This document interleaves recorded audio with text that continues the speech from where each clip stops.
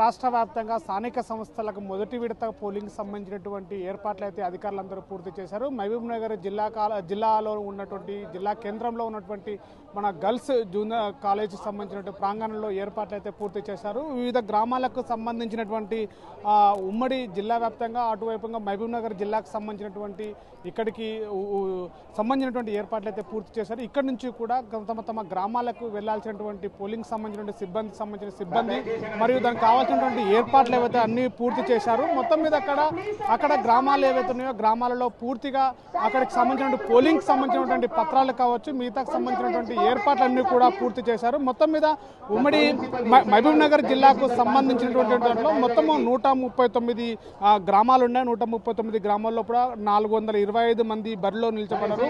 ఇప్పటికే ఏకగ్రీవంగా కూడా 10 గ్రామాలు ఏకగ్రీవమే. మరోవైపు కూడా నాగర్ కర్నూలు జిల్లాకు సంబంధించిన 151 మంది సర్పంచ్ స్థానాలు ఉన్నాయి. దాంట్లో కూడా 967 మంది బరిలో ఉన్నారు. మరోవైపు కూడా 14 స్థలాలు కూడా 14 గ్రామాల్లో కూడా ఏకగ్రీవం పూర్తి చేశారు.